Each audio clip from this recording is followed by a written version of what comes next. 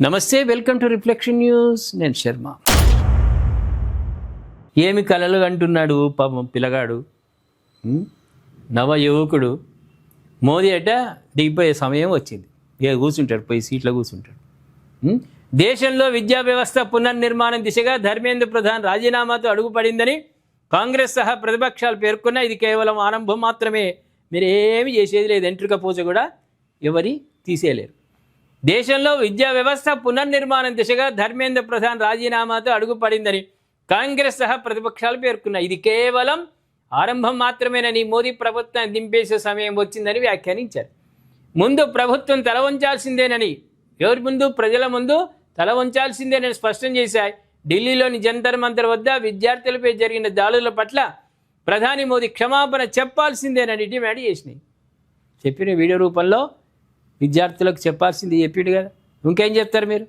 అంటే ఏదో జనాదన్ ఏదో కావాలి, రాత్రే బీజేపీ ప్రభుత్వం పడిపోవాలి, తెల్లారి కాంగ్రెస్ ప్రభుత్వం రంగంలోకి రావాలి, ప్రధానిగా రాహుల్ గాంధీ ఉండాలి. పిచ్చి కలలు కంటూ ఒక దేశ విద్రోహ కార్యక్రమాలు చేసే వాళ్లకు రాహుల్ గాంధీ సపోర్ట్ ఇస్తున్నాడు.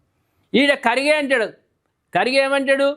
ఏ ప్రభుత్వం అయినా సరే తప్పు చేస్తే ప్రజల ముందు తల వంచాల్సిందేనని ఏఐసిసి అధ్యక్షుడు ఖర్గే పేర్కొన్నాడు. విద్యార్థుల తరఫున అవినీతి ప్రభుత్వం వల్ల పిల్లలను కోల్పోయిన కుటుంబాల తరఫున, యువత తరఫున పార్లమెంట్లో బయట గలం విప్పిన ప్రతిపక్షాలు ధైర్యంగా పోరాడిన విద్యార్థులు సాధించిన విజయమని ఆయన వ్యాఖ్యానించాడు. ఏం వ్యాఖ్యానించాడు?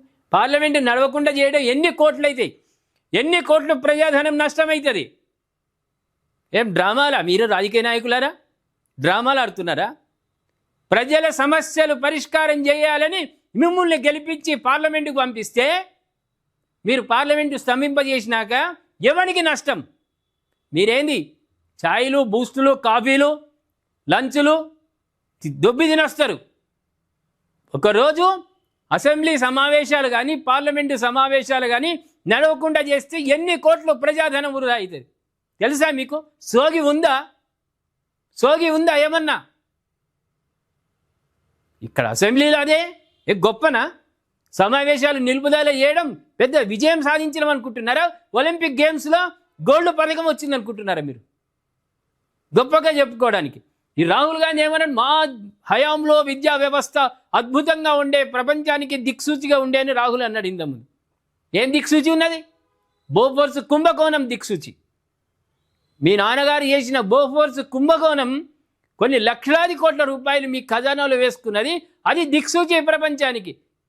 మీ నిర్వాహకం అట్లా ఉంటే ఏదో తాపత్రయంతో చెయ్యాలని తపనతో ఉన్నటువంటి మోదీ ప్రభుత్వాన్ని తెల్లారులేస్తే నిందించడం తప్ప మీరు సాధించింది ఏం లేదు.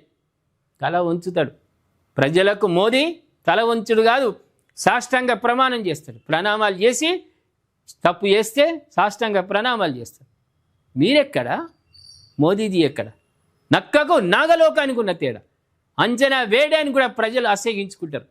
పోలికలు ఇద్దరికి పోల్చడానికి కూడా ప్రజలు అసహ్యించుకుంటారు. ఏమంటారు ప్రేక్షకులారా? దిగిపోయే కాలం వచ్చిందట మోదీ, దిగిపోయే కాలం వచ్చిందని రాహుల్ జబ్బలు ఎగరేస్తున్నాడు. దయచేసి రాహుల్ గురించి గట్టిగా కామెంట్ రూపంలో తెలియజేయండి. సబ్స్క్రైబ్ చేసుకోండి, షేర్ చేయండి.